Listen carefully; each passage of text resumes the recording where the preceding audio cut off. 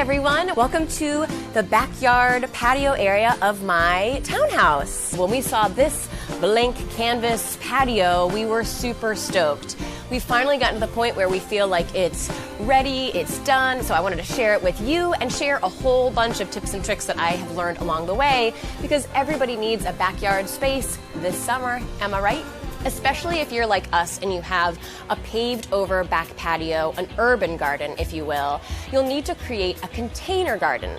In order to have a healthy living plant in a container, you need to have drainage for the water. So if your container does not already have holes at the bottom, you can either add several rocks so that the water can filter through there, or drill holes in yourself with your handy dandy drill.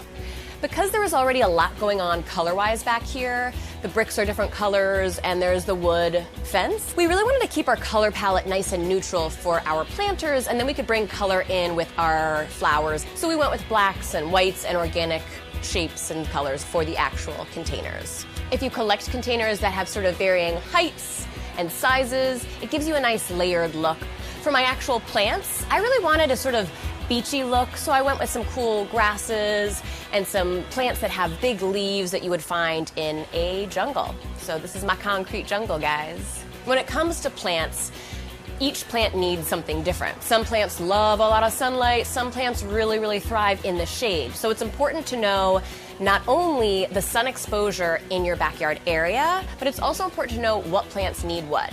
So in our backyard, this side of the backyard gets a ton of sun during the day, and then this side of the garden gets a lot of shade. I specifically bought certain plants that love the sun for this side and plants that love the shade for this side, and now those plants are really thriving because they're getting what they want. To keep the cost down of your containers, repurpose whatever you want and can find for your planters. We bought this behind the door organizer, but it doesn't fit, so I used the vessels to hang on my wall and create wall planters. First, I just added a little bit of rocks on the bottom for that drainage I was talking about, some soil, and I threw in the plants, and these bad boys are looking really cute. For any room, including an outdoor room, lighting is totally key.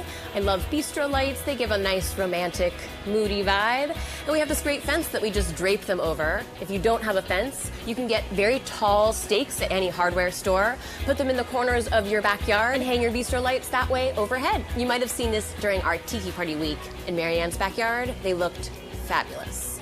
Last year, our outdoor space was a little balcony, and so we had these planters that we put over the balcony. I repurposed them and I hung them on the bars of our window and upcycled them to be our little herb garden. Growing your own herbs is super easy. All you need is a vessel, drainage, plant them in a sunny spot, pick them off from the top.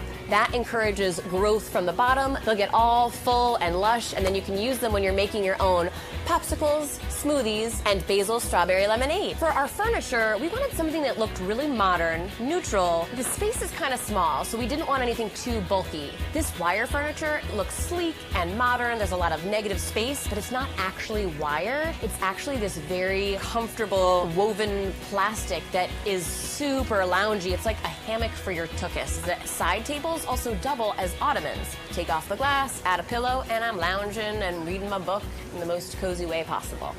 What's a backyard if you can't entertain in it? We got a grill so that we could cook out back here. We also got this kind of wow factor, which is our fire pit. The fire pit will lengthen the amount of time that we can actually use this space. On cool fall nights, we'll light it, we'll make s'mores. Even during some of those winter nights, you just throw on a cozy sweater or jacket, come out here, light the fire, and I can still be enjoying this great outdoor space. My friend Estella came over the other day, and I was like, oh my God, do I even have toys for children? Guess what I did have? I had Tupperware, I had water, and I had paintbrushes. I gave her those three things. She painted the sidewalk and herself all day long. She had a blast.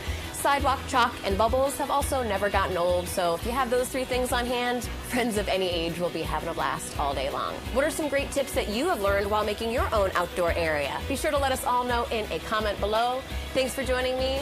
Bye.